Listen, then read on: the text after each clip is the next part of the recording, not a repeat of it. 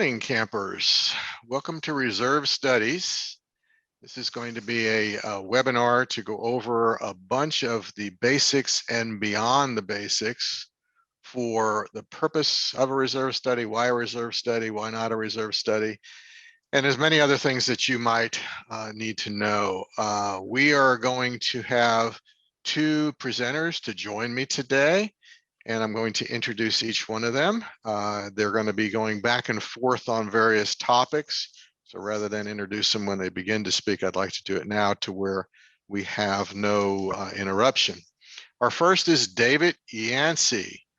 Now, David is a licensed professional engineer in Texas, and he's the president of Criterium Yancy Engineers. He's personally conducted several thousand building inspections, and during his tenure with Criterium, he has over a decade of experience conducting inspections, reserve studies, and forensic engineering reports. So you've got a bunch of things on your list that we probably ought to talk about another day as well. So looks exciting. And then I also have with me today, I have Elon Goldman, and Elon is a credentialed reserve specialist by the Community Association Institute, and he is president of Association Reserves Texas. He's completed over 700 reserve studies in the US, Mexico, and Australia. And Association Reserves, one of the nation's leading reserve study providers, having completed 60,000 studies since 1986. So between these two experts that I have with me today, hopefully I'll get some of my questions answered, and y'all can have some of your questions answered as well. So let's go ahead and get started with a lawyer's first slide, that being the disclaimer. We're giving you some educational information today. Please, please, please don't accept any of this as legal advice. And if you do, take it for what you've paid for today's seminar. This information is valid, but every association has different issues, different requirements, different governing documents. Please consult your attorney and your reserve specialist or engineer to where you can get stuff specific as to your property. As of today, I always say that because the legislature is currently meeting, there are no statutory requirements for reserve studies in Texas. That could change at some point in the future, but as of right now, there is no legal authority for you to have to do one other than in your contract. All right, today's agenda, we're going to go through some important data. The first which, and I think this is critical to understanding how to go forward, is what a reserve study is and what it's not. There's a lot of misconceptions there, and we want to clear those up for you. And then there's also misconceptions about some of the terminology used in the reserve study about levels of funding. We'll go over each of those. Some people call them different things, kind of like different freeways around the state of Texas go by 3 different names. And then we're going to talk about some actual case studies. Each one of us have case study experiences that we've been through. We're going to explain them to you. And then we're going to have some active conversation amongst ourselves. And hopefully we'll agree on most things. But even if we don't, it's good to get that out into the open to where we have information flowing. So first up on this is David. And David is going to give us his impressions of what a reserve study is and isn't. And then we'll join in with him. David? All right. Thank you, Mark. I appreciate the introduction. Good morning to all of you out there. First thing we're going to address and tackle is, what is a reserve study? And so not to give you some big, long, drawn out definition, in its purest and simplest form, a reserve study is nothing more than a budget planning tool. It's going to assist association managers and the board in managing their cash reserves. You can think of it as a capital needs assessment plan. We're going to look at all the common elements in the association or that the association is responsible for, prepare a rate of depreciation or identify a list of them, and then try to forecast those obligations out 20 to 30 years. Now, in doing that, we are going to identify some things that may be broken, some things that may be deteriorated, need replacement, and that will help the association and the board budget for future capital expenditures. Keep in mind, these expenditures are a long-range, non-annual type of expenses. We're looking at things that are replaced on 5, 10, 20, and maybe even 30-year intervals. Think of roofs, Think of siding, think of roads if they're private streets. Um, Associations often do improvements to amenities such as tennis courts and things of those nature. So we're talking about a bird's eye, kind of the 50,000 foot view. Now, obviously, every association varies, so that list will vary. It's not going to be set in stone. Some associations' list of uh, common elements are dictated by the CCNRs. Some associations acquire new common elements or construct them during the life of the residential development. So that list will grow, and the reserve study is actually meant to act as a living document, being updated periodically so that we can also capture new expenditures that the association identifies or things that are maybe taken out of service. And we can go ahead and go to the next slide. So that's what a reserve study is. Let's talk about a little bit what a reserve study isn't. And sometimes you can get a little scope creep in a reserve study because associations, as I noted, are all different. I want to be clear in that an association's reserves are not a detailed inventory component. I can remember going out the first couple ones I did, and a maintenance guy dragging me around for hours looking at pool pumps. And we got into the weeds of the gaskets and the bearings and what was happening to them. And at the end of the day, the line item was replace pool pump every 5 years. And so, you know, while we are trying to identify common elements that are going to be replaced on non-periodic intervals, typically your reserve specialist is not going to identify the exact cause or why something specifically isn't working. Now, if it's a blatant code violation, something was wrong with the installation, yes, that may be captured so that if you are depreciating that item early or replacing it in the near future, you can lay out some grounds of, hey, this may be done differently, or you may want to do this in accordance with the manufacturer's recommendations or applicable building codes. That always helps in terms of preserving your asset and making sure it's being getting the full estimated useful life. Note that this isn't a maintenance plan. We're not going to go through and tell you, you know, every 6 years you need to do this, every 12 months you need to clean that, every other month you need to do that.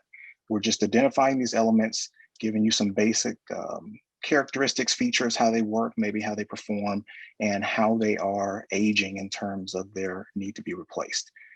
Think about it this way.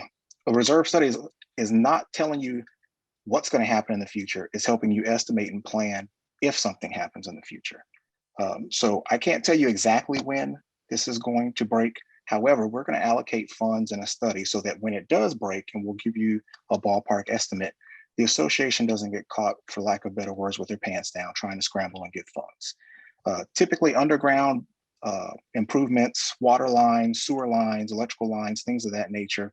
Anything that's concealed is typically out of the scope of a reserve study. Being an engineering firm, we do conduct comprehensive forensic analysis, as Mark was indicated earlier. And so we may have a line item in there for the association to budget for a future engineer's report, which may involve looking at the structure, looking at some items a little more detail. That way we can actually develop a budget for replacement and even plans if need be to help the board compensate and look at the budget for future improvements. Can I make comment? Sure. Please do. Going back to the previous slide too, David did a really good job explaining exactly what a reserve study is and now what it's not. But I wanted to make sure our audience knows that part of the reserve study shows the physical health or the financial health of the association. You know, we do the physical analysis on site and the financial analysis when we get back to the office. And we look at either percent funded in the industry as according to National Reserve Study standards, or cash, how much cash is on hand. And part of that reserve study plan is to have one, adequate reserves, and a funding plan that is stable and equitable throughout the 30 years or 20 years, whatever the reserve study time frame is. And because we want to make sure that that plan is fair to all the owners that live there now and in the future. And we'll get into different levels of funding, different types of funding scenarios in a few more slides. But I just wanted to note that percent funded in cash is very important to say, okay, well, where does this association stand at this point in time? And how are they going to tackle those near-term and future expenses and prepare so they don't run into cash flow deficiencies, special assessments, and deferred maintenance, like David said. Yeah, that's a great point, Elon. Um, Essentially, when you get a reserve study report, at least ours, for example, the conclusion is going to be geared towards either your association is adequately funded to meet the obligations for the next 20 to 30 years, or we've suggested alternative funding plans to help you build up the cash reserves needed to adequately maintain, well, not in perpetuity, but for the next 20 to 30 years that we forecasted all the common elements.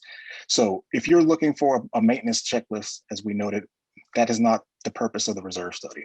While we may identify some deficiencies and improvements, the ultimate goal here is to give you a plan for funding. All right, Yeah, thanks, gentlemen. and Yeah, I was just we're saying, yeah, go ahead, Mark.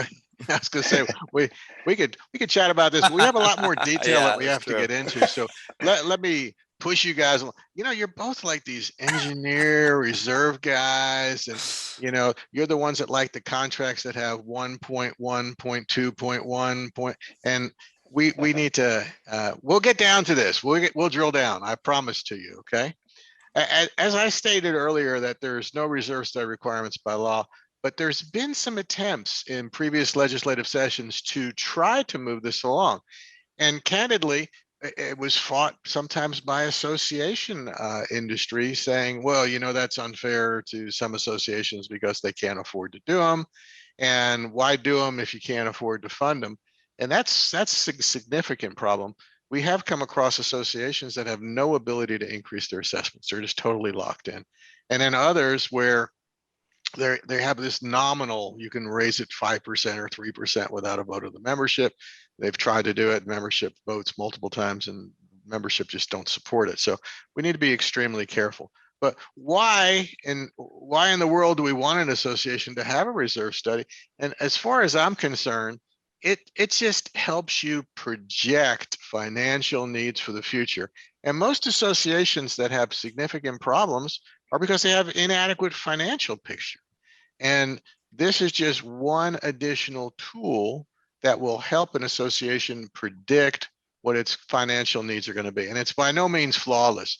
I mean, we've seen reserve studies which said that something was going to be worn out in 10 years and it wore out in 2 years because of a defect of some kind. And another one says, well, in 10 years, it's came up on the study. Should we change it? And well, no, not if it's functioning perfectly. And that's why these updates are critical as well. So if in fact we do get another proposed Texas law on one, I kind of have mixed feelings. I don't like laws that tell people to do something that they should do anyway. Okay. People should be doing what they need to do that's in the best interest of their entity. Now, I preach all the time on the topic of standard of care, and standard of care varies in Texas based upon the aging of the condominium when it was birthed and the single family community, between an ordinary level of care and an extraordinary level of care, being fiduciary.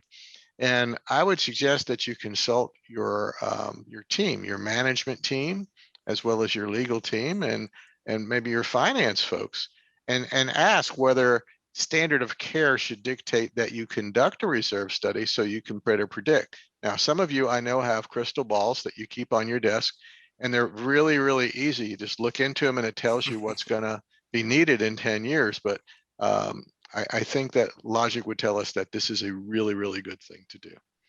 All right, let's move on to Elon to tell us a little bit more about why. Yes, so we've already spoke on some reasons why, but I'll elaborate a little bit. You know, bottom line, a lot of the times where I think Mark had explained it in the past, or mentioned it when we spoke, and people think we're coming to the rescue, and oftentimes it's way too late. But we really want associations to prepare, and really it's the board's job to run the association, to be fiscally responsible. And it starts, there with the reserve study, just as you would get outside, counsel from legal experts or a CPA to handle some finances. The reserve specialist is looking at all of those physical assets that the association is responsible to maintain, as outlined in your CC&Rs or governing documents. And again, without first understanding those components that need to be funded for those predictable long-term expensive projects, you can run into issues. And so, as the board's job again to run the association, you're filling volunteer roles. There's a lot of stuff happening, um, around the association, and oftentimes those physical assets, the building envelope, those projects get ignored. And persisting, going down the road without a reserve study leads to problems. David can comment on this. We'll show up in an association that's never had a reserve study completed, and the thoughts going through my mind, at least, are, well, how many special assessments have been passed? How many times have they had to rely on a loan to get their roofing project done because they didn't prepare? And these things, it's cut and dry. We know how much, at least now in today's dollar, a roof costs to replace. We know how long those materials are expected to last and when they need to occur. And so we can come up with a plan to have that cash on hand down the road in the future. And so it's also important because if you've been on multiple boards, every association is different. The components are different. The age is different. So that fully funded balance, or that level of funding at in today's world, or today, is different from property to property. And so without having a reserve study, you can guess one by saying, okay, well, we need to be setting aside 10%. But really, that range, depending on what types of assets the corporation maintains, is really find 15 to 40%. So it's really important, one, to look at the reserve study and actually use it, to determine, okay, well, what are our cash needs now and going to be in future years.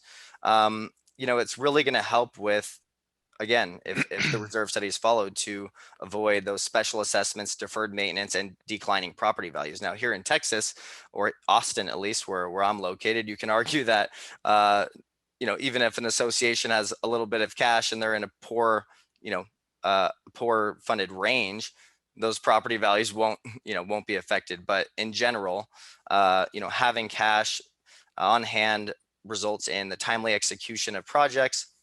It results in property values maintaining or even increasing, and results in people sleeping peacefully at night.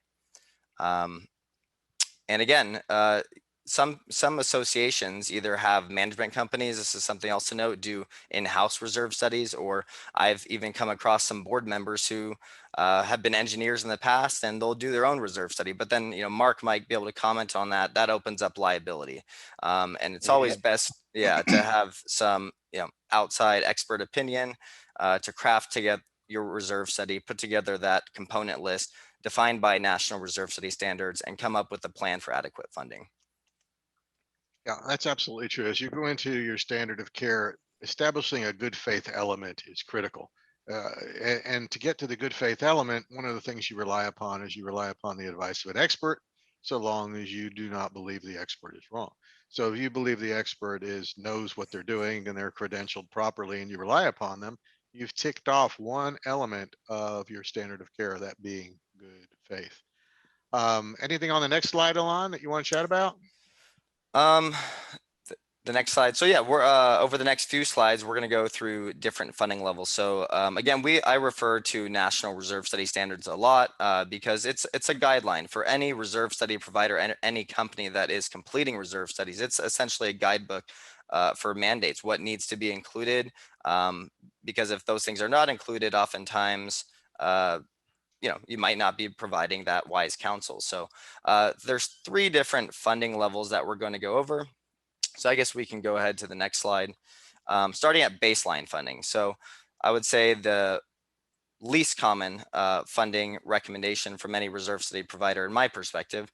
But what happens is that funding level keeps the association, never provides a funding plan where the association has negative cash. So always kind of hovering near or around zero.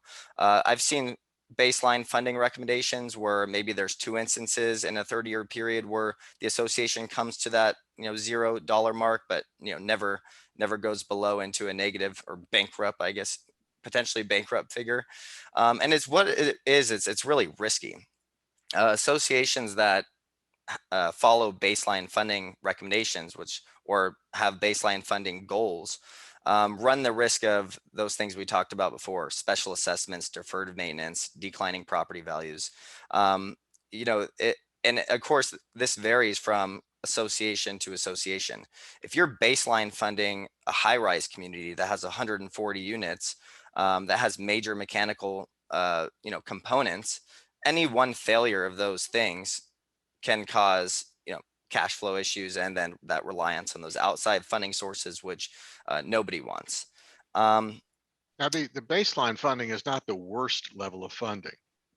not The the, not worst the level of Deficit, funding a is the one that deficit is the worst. exactly. Ooh, And deficit's fun. So well, we didn't we didn't include deficit because yeah, we figured those folks be on the other webinar. How do you file bankruptcy for an yeah, association? yeah, But I want us to truly understand that there's a lot of communities out there that work on this baseline approach because they don't have the ability in their mind's eye to raise funds. While some communities have the right of the board to set the assessment at whatever level is necessary, that's not the case in all of them. yeah. And they've gotten here because it's really an unpopular decision to raise assessments. Okay. Yes. Yeah, I would say that maybe it's an unintentional baseline funding goal. You know, their minimum, or those assessments haven't raised in years, and they're just squeaking by. Again, maybe not. They're not using the tools that their reserve study provider gives them, whether that's an online funding tool, their actual plan, but unintentionally they're kind of just hovering above zero, and yeah, they're having a lot of risk for future special assessments. Understood. Alon, I know you and I have had some very spirited discussions back and forth and very, informative on baseline funding. Um, Dealing with older communities, as Mark noted, I think baseline funding is a little more popular. While it may not be the preferred method of the National Reserve Study standards, we find it quite frequently in two primary situations. One, when a community does not have a significant quantity of common elements. We deal with a lot of communities that may just have a perimeter fence and maybe 400 or 500 feet and a couple mailboxes, or something along those lines. And to that extent, they don't want to have a large cash reserve on hand. And the fence is such that the perimeter portions or whatever portions they maintain, if they had to patch it for 6 months to 12 months before the reserves built back up, they're okay with that. And so they may take that approach. We understand that, and that's why we, caveated this presentation with every community is different. But as Mark mentioned, there's also the associations, and I've had several board members come to me directly, presidents, community managers, and say, I need some cover.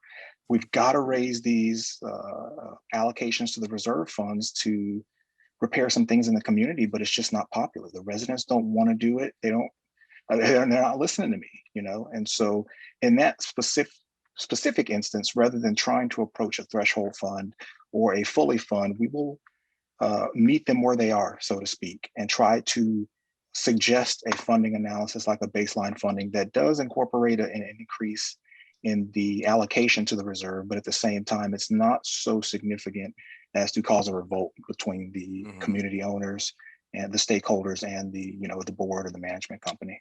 Yeah, and yeah, it is popular because getting those votes, needed to increase assessments, past or over 10%, it is troublesome. It is difficult, and just any increase, like you said, raises red flags and causes discord in communities. So yeah, sometimes that, I think we spoke about that before. Was the fine line where we have to craft these funding plans and then deliver a reserve study that might have a full funding scenario, and then step back and say, okay, well, maybe this isn't so realistic at this point in time with this community, because they know they're not going to increase these assessments year after year after year.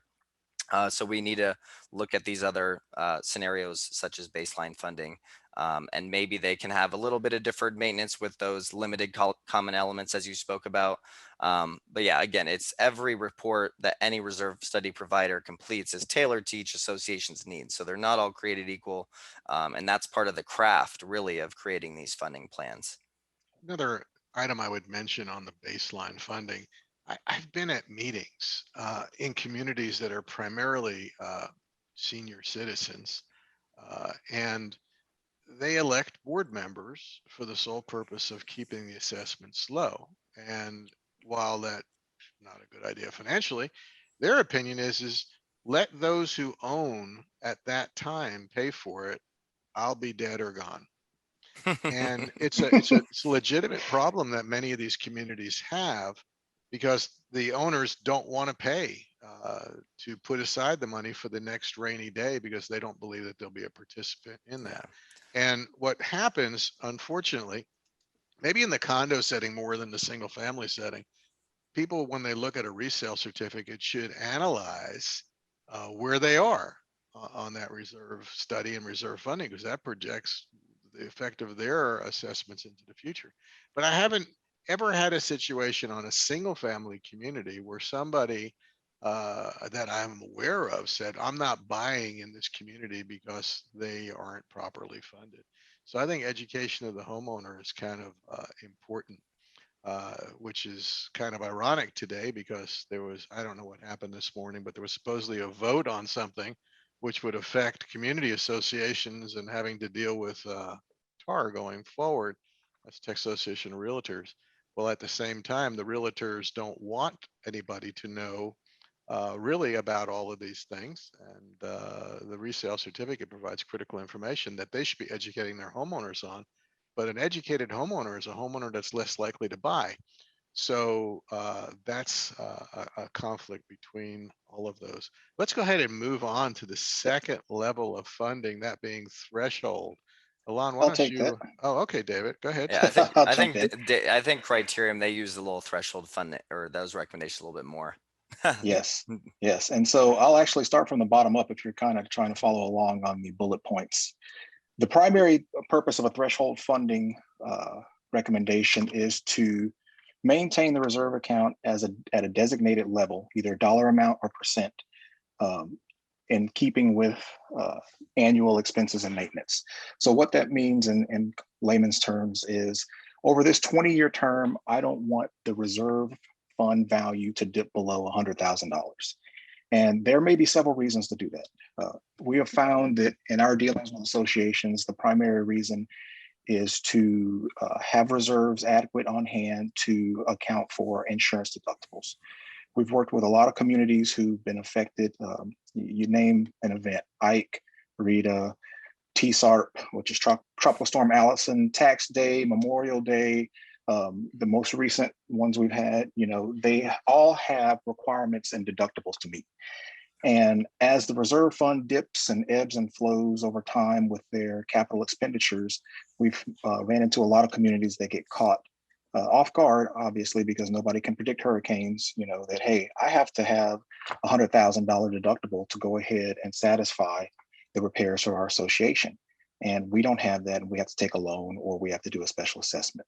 So in the future, we want to compensate for that by going ahead and stacking that up in our reserve fund. That's typically the most common reason we see that. Now, what that does in contrast with the fully funded method is that it may require some deferred maintenance if you have a larger asset or a capital expenditure that's significant. It still may result in some loans because you're not fully funding every component in the association as according to the National Reserve standards, but you're also going to be above the baseline funding. Remember, baseline is just keeping us above zero. It's not running a deficit. And usually the threshold funding is a little bit healthier. It gives you not the worst case scenario, but you are planning for a rainy day, as well as maintaining the common elements in some form or fashion for the 20 to 30-year term. As Elon mentioned, this is a very popular funding methodology, and it's actually similar to something Mark alluded to before, statutory funding.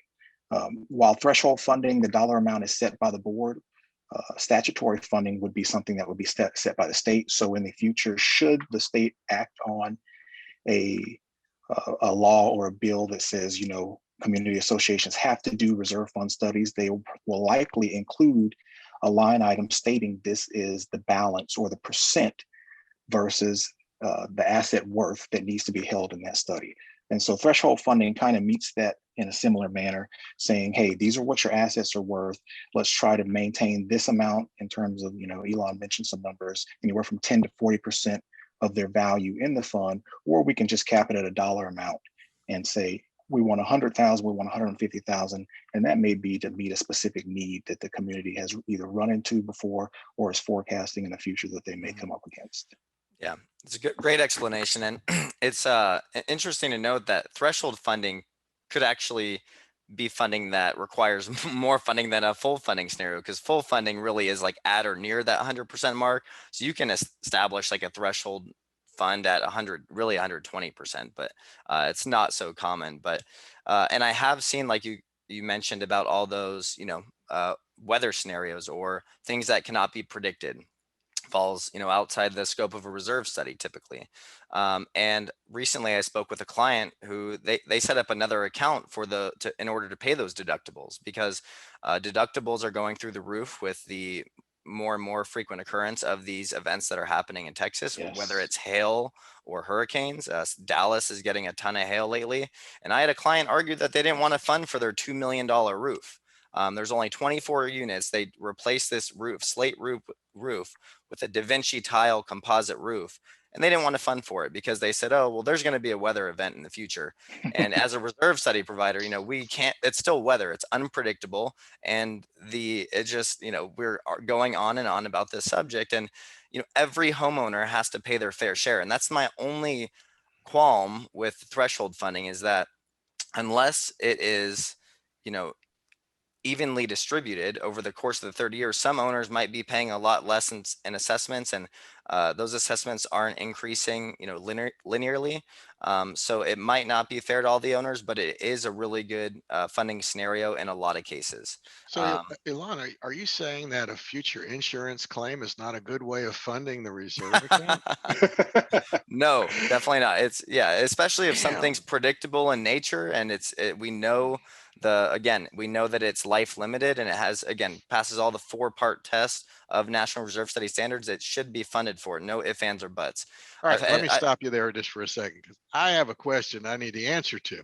And that is, you have reserved for 20 years to replace the roof, and you have just about enough money to replace the roof. And it's a $500,000 roof, massive roof. And 6 months before, we have this brilliant hailstorm that totally destroys the roof. The insurance company comes out, subject to deductible, and pays the funds to replace the roof. I have all these reserve funds stuck in a roof that I don't need anymore. Wasn't that bad planning? What do I do with that money? It's not bad planning, because the money that owners are paying, that's again hopefully evenly distributed, but is distributed and equitable throughout the term that they're living there, is being put back into the reserves, maintaining their association. Every dollar that they're spending might be seen as, paint on the walls, or new play equipment. So having that excess cash, a lot of owners will say, well, shouldn't that go back into our pockets? And no, it should be left in the reserves or spent on other capital improvements to make the community look better, I believe, or things that may have been considered deferred maintenance. That fence that was leaning over, now you have excess funds to take care of the fence, or now you have the money to go reseal the parking garage. So even though that event happened and was replaced by that deductible, I believe that the reserve should be kept there.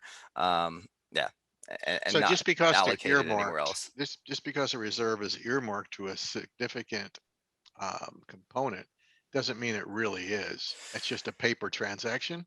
Exactly. Well, there's two different Correct. types of reserve funding recommendations. So there's straight line funding, or there's a cash or pooled method, cash flow method, or there's a component method. So the component method will, you'd be funding specifically for that roof. And what we use is the cash flow method, where it's a pooled group of reserve funds that can kind of be allocated anywhere. So in the cash flow method, that scenario is fine.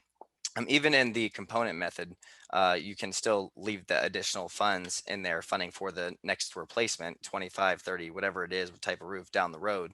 So you're not having to, make up at any lost time there. David, anything different that your company does?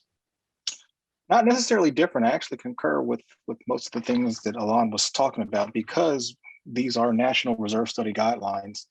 We don't recommend writing checks, giving them back. I kind of compare it to Texas Rainy Day Fund, which if you like it, hate it, love it, the money's there designated for a specific common element in the reserve study. You know, Elon touched a little bit on component funding versus cash funding. We are also big proponents of cash funding, unless you are operating a community with maybe one or two elements, you're typically going to use the cash funding. And in that method, you pool all the money so that if a significant capital expenditure doesn't occur, that money still stays to go ahead and maybe address deferred maintenance on any of the other capital items that you have. We've had some associations also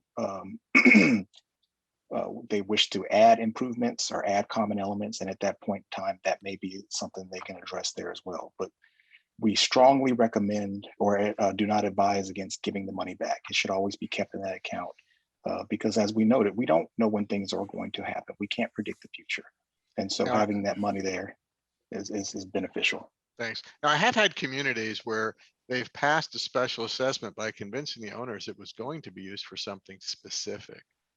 So can you guys do a reserve study which recommends cash, but then the association itself has to itemize one element or two elements of it? One of the biggies is like when we have to do road resurfacing in an area, or we have to do a major roof or pool repair or something like that. And the owners voted, we're gonna approve a special assessment to fund the reserve, but only for this. Yes. Have you seen that before? That's very common.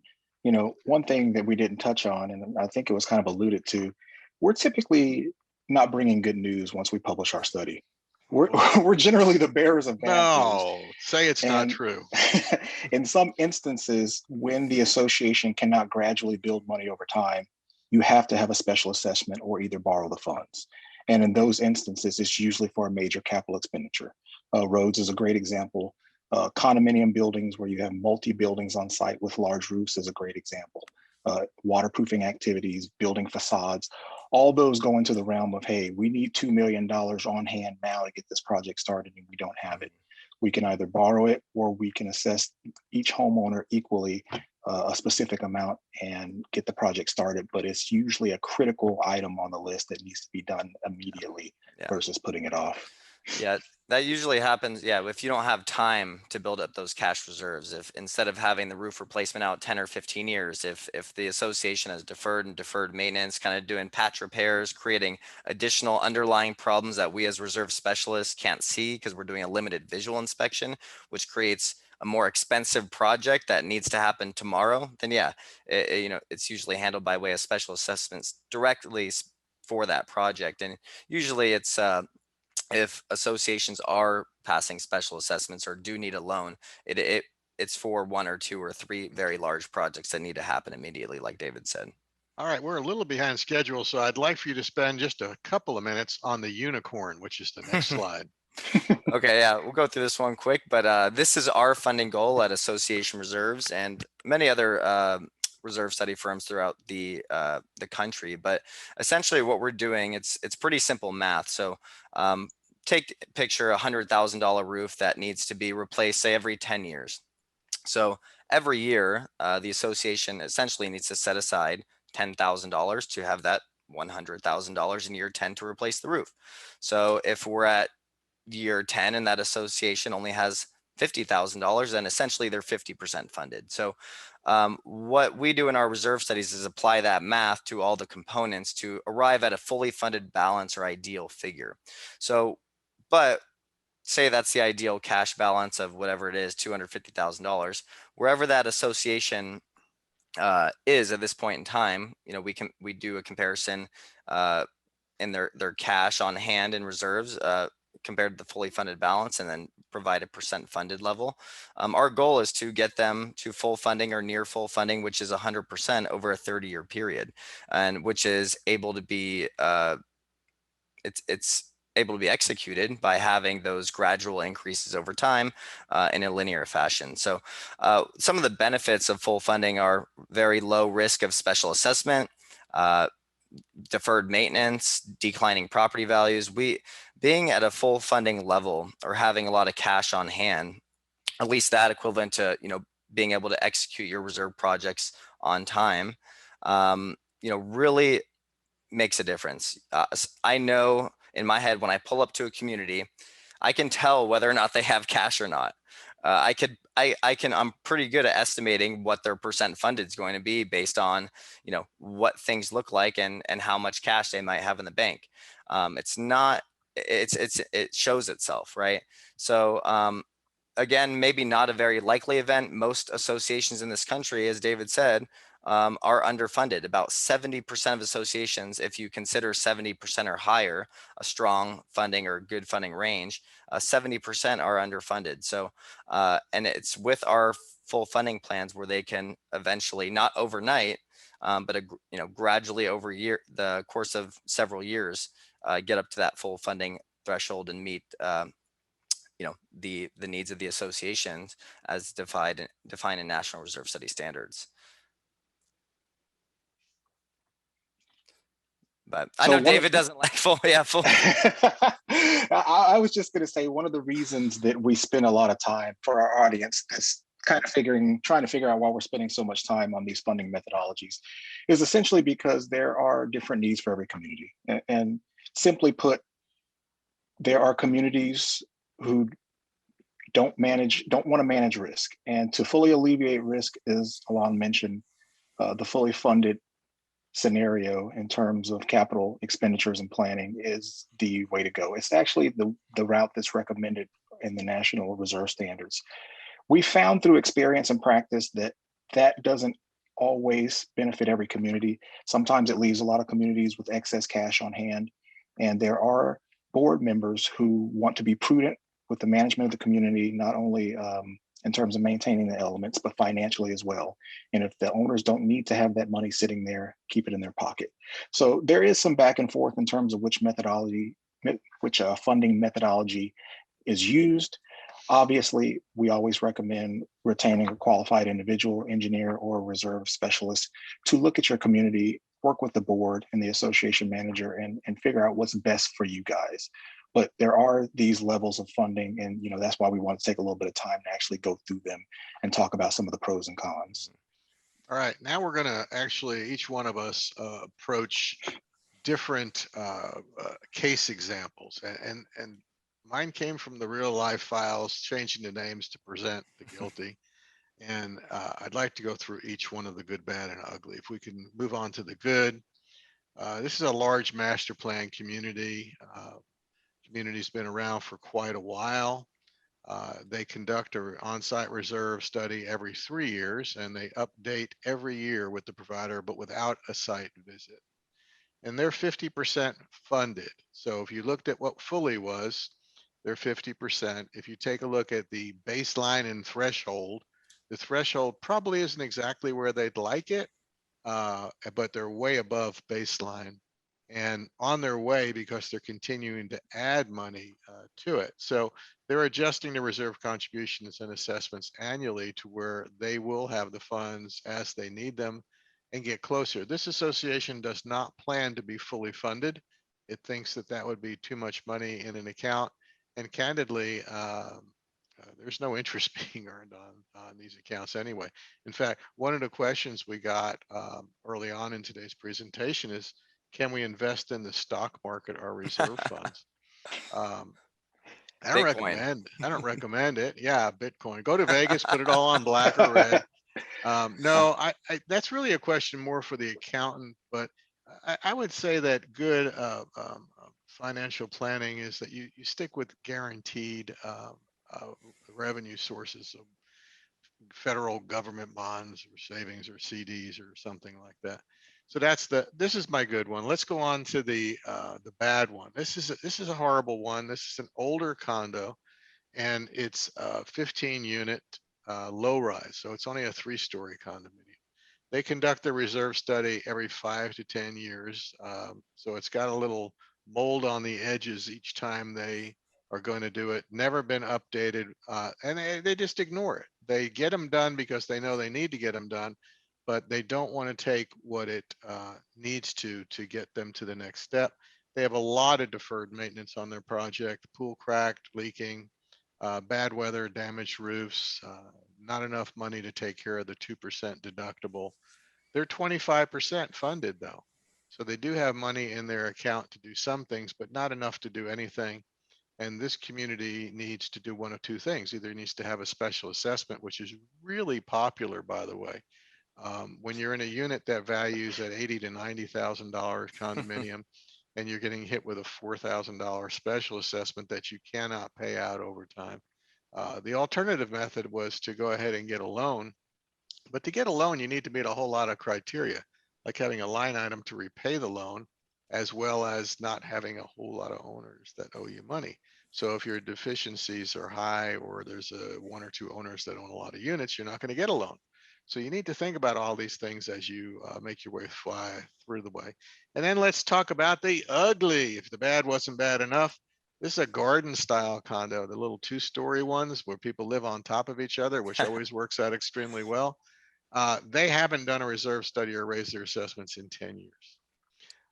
There's a ton of things that need to be taking place, and they are out of code compliance on a whole lot of things. Maybe it's time to vote to terminate this regime, because they have to come up with more money, possibly, than the units will be worth at the end of the day. And I've seen that happen.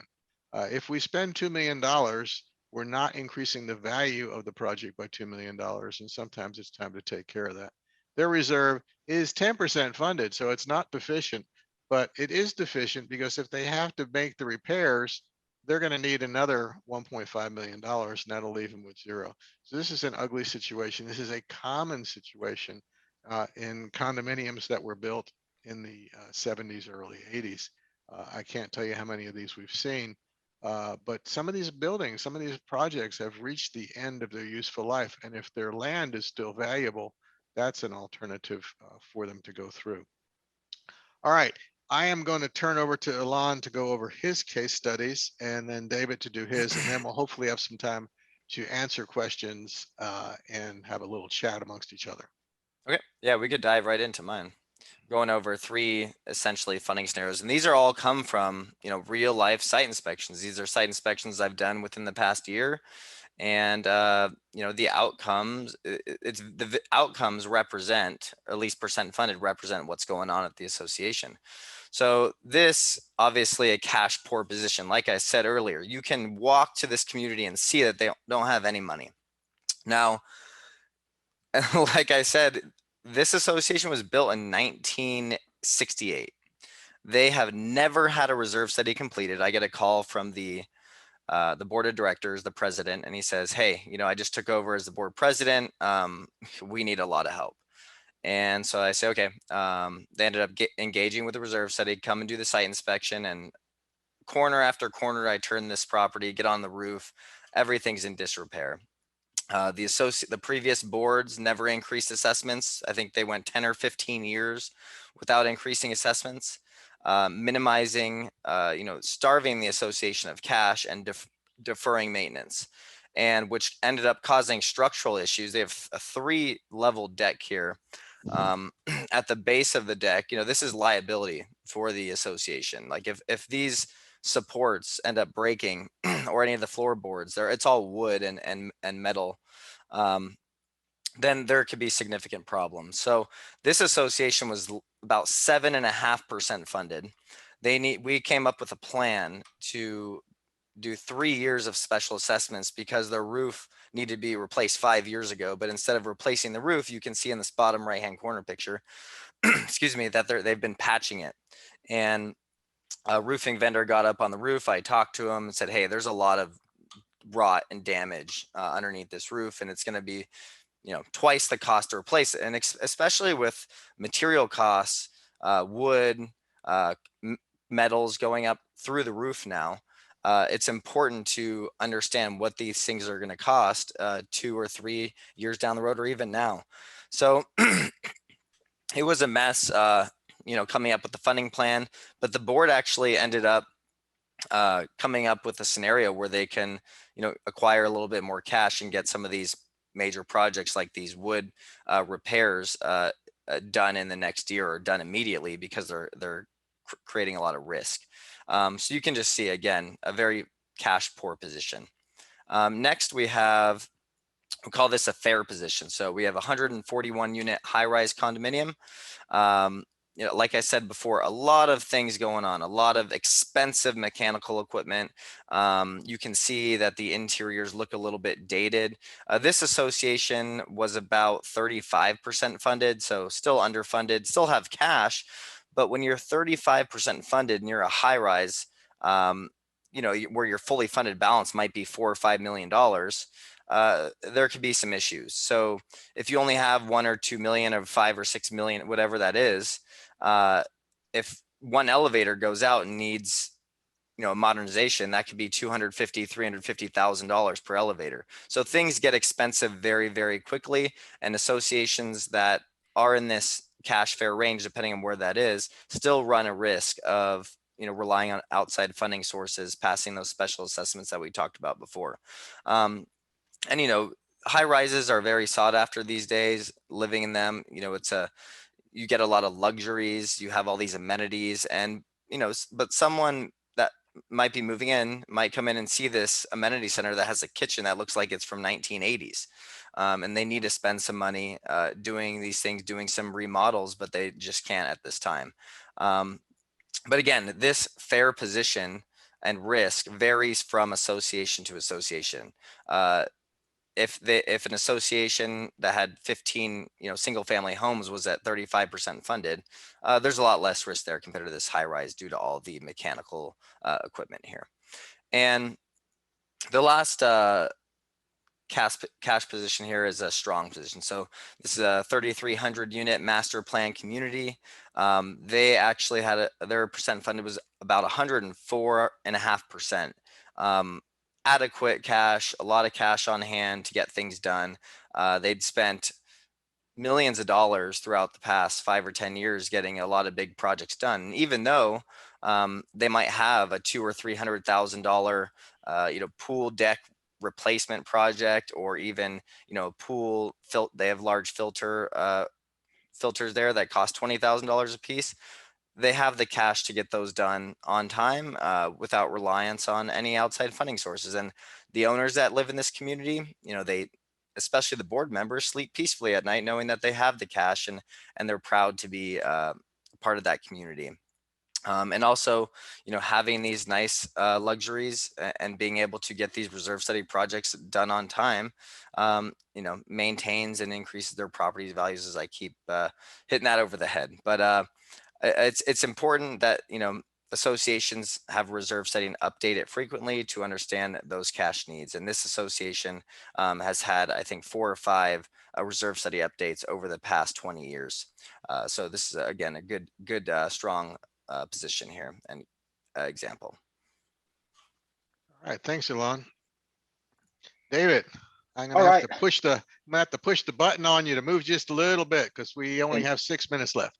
Mine's going to be easy. So I only have a couple cases for you. Alon mentioned 2 things. 1, it's good to have a reserve study. 2, it's good to update them frequently. Right now, I think CAI recommends every 3 to 5 years as being what frequently is. But I'm going to add a third in there: failing to act on sound advice.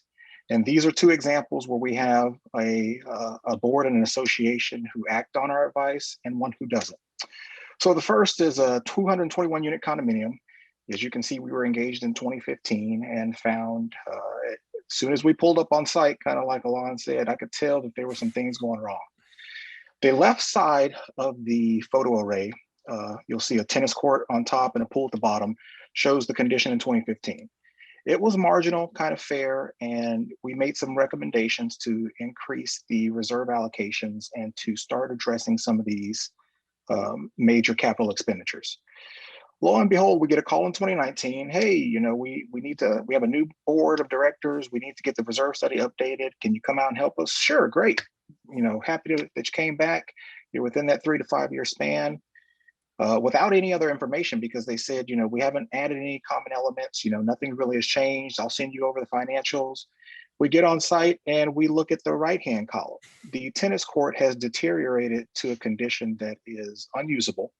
And they have cracks in their pool decking that are considered trip hazards by any definable standard. And we basically had to be the bearer of bad news that At this point in time, there is no way to salvage or repair these things. You're looking at major rehabilitations that are going to far exceed, actually triple the estimated value had you done them 4 years earlier when we were kind of on the verge of catching these. So this is a very good example of what happens when you let things spiral out of control. Now, what they were using the money for, I'm not going to say, but the money that they did have on hand was not put forward towards maintaining these common elements. Now we can talk about what happens when a community does act on sound advice. You can go ahead and scroll to the next slide. So when things go as planned, this is a similar community. We were actually engaged in 2015. Not only did this community have a little bit of money on hand, they had a wish list for some new amenities and some things they wanted to do. Elon showed a very common picture, honestly, for some reserves or some associations. They have kitchens that are dated to the 80s. A lot of amenities are old and fading and failing. And we went on site, assessed the condition of their existing amenities, recommended a slight increase in the reserves. Part of that was to maintain what they had and to also fund these new projects. The community voted overwhelmingly for it. We were re-engaged in 2019. We found that the reserve fund was healthy. And not only that, if you compare the pictures on the left of the photo array to the right, they did the improvements as planned. We did another updated reserve study for them with a site visit, forecasted their projections out. And as you can guess, they were adequately funded, and the homeowners in that community feel confident in their board of directors and their management company that things are going to, their property values are going to be maintained, and they'll have full use of their common elements without any hiccups or lack of expenditure or lack of funds to expend should the time come to replace them. Okay.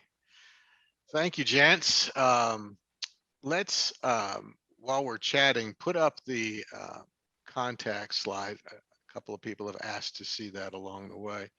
I don't think they care where we are as much as they care about where the reserve study folks are. And so these slides are going to be forwarded out to all attendees, so you don't have anything to worry about. I know we've only got a couple of minutes left, but I want to go through some of these questions, and hopefully, Elon and David, you can hang with us for a couple of minutes. Of course. Yeah, sure. And if people need to drop off, I understand, but the questions candidly have been asked are pretty cool, okay? Association is 75% built out in a turnover period right now from the declarant to the association. Is a turnover audit exam with a PE, et cetera, to make sure roads and undamaged and repaired property or other common. Basically, we're looking to do something. This is not a reserve study question. This is a question to, let's take a look at the community and make sure everything is in good shape. Guys, would you recommend that this be done by a reserve specialist or an engineer or both? So this, go ahead, David. Okay, I was going to say, this is in our wheelhouse. We actually have a product for this. I feel like a marketing guy now, but we call it a transition study.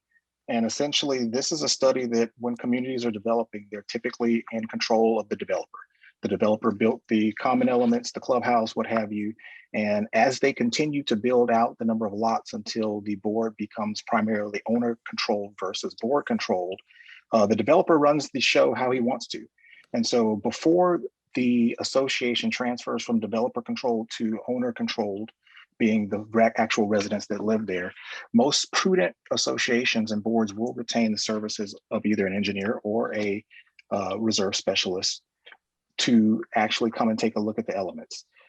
I actually, I'm not going to slight any of the reserve specialists here, but I love having engineers do this study because these studies actually focus a little more on condition of the property versus building capital reserves. We actually look at how things were constructed, if they were in accordance to the manufacturer's specifications and standards according to building codes. And we also take a look at how they're performing in terms of how they're deteriorating. If we do find things that are deteriorating prematurely or appear not to conform with one of those standards noted above, we will recommend that the developer address this item prior to turning it over and having the board accept it. So we perform these quite frequently. We call them, as I mentioned, transition studies, and I think they're very prudent and beneficial for most associations, especially now. Thanks, David. Next question for Elon. Is your organization the same as that Robert Norland works with? Robert Norland, yes, he is our CEO and founder. Robert actually I think Mark knows him very well. I do. He pioneered the industry back in the late 90s. Yeah, so yes, the answer is yes, and he is still actively involved in growing the company and still serves as our active CEO. All right. One of our participants stated, under the roof discussion, the money needs to be retained and the reserve study amounts adjusted in the out years to balance the new replacement cost. I don't even understand Yeah, that. I don't understand that. Okay. I think that you can move money around if you needed to, even in an allocated account, but you can't move it back into Yeah, your operating account. in those in the component method, a lot of times if there's individual accounts for the roof or these large major components, or if there's a road fund, you're there oftentimes there's a lot of catch up that's played if they're underfunding those accounts, but you're able to still shuffle the money, Okay. and it kind of ends up being similar to the cash flow method. All right. Unfortunately, boards defer maintenance year after year. Will a CPA financial audit, including access to a performed reserve study, provide important information to determine the community's financial health now and in the future? Um, that's an interesting question. I know that CPAs look at whether a reserve study is in place. On the audit, I don't know that they actually report as to the funding amounts. Do y'all know that, gents? I do not. Yeah. Okay. Well, I tell you what, it's a good question. We'll do a follow up on that. I'm sure I have a couple of my folks that are keeping track of this. This is a really important question. And as a follow up to today's webinar, let's get a CPA to talk about effects on the financial studies and the audits as a result of the reserve study. David, where's your company located? Our Houston office is based in City Center, I-10 Beltway 8 area, Town and Country. We have over 40 offices across North America and located one in Toronto, Canada. So we are a consortium of engineers. Each office is individually owned and operated. We do have a parent company headquartered in Freeport, Maine. But if you need us locally, we are right here in the heart of Houston, Texas.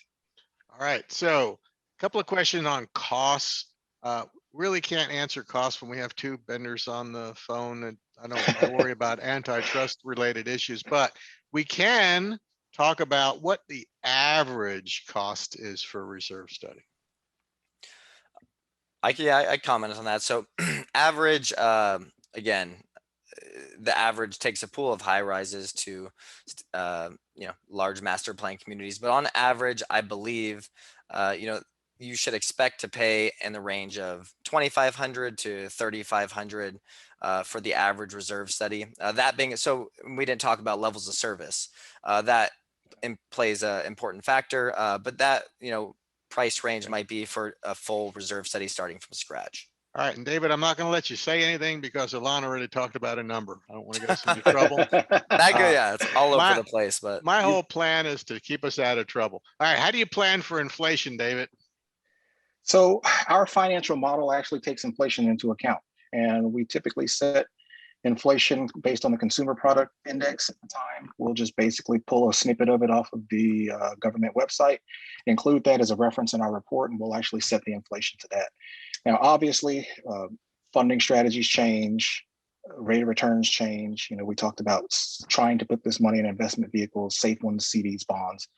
And that's why it becomes important as well to update the reserve study, because that inflation rate can change as well. So, okay. Yeah, and lumber could go up 100%. It's crazy. Yes. All right. So are y'all using the new Texas 2021 swimming pool regulations during your reviews? So this is not a technical safety or deficiency evaluation. Like I said, if we do catch something that's blatantly a safety concern, we'll typically call it out.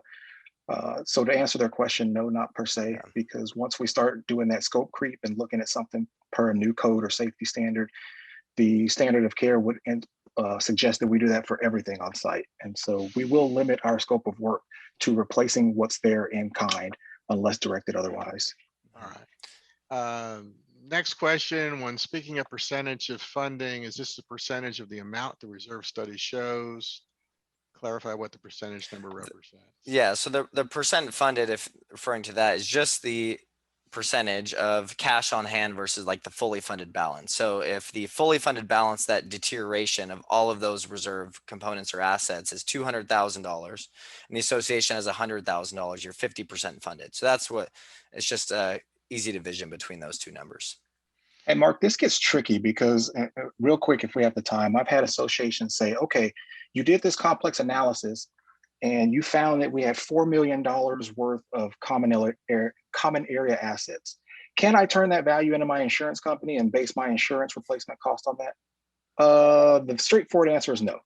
And we can get into the weeds and the details why that is, but just to elaborate on what Elon was saying, that number that we base the percentage off of is a repair or replacement number. So we may have instances in the report where you don't need to replace this in kind. You may just need to repair it every 10 years. And so we can get into the weeds about what that is, but that number is based on our values, but it is not an insurance replacement value. Mm-hmm.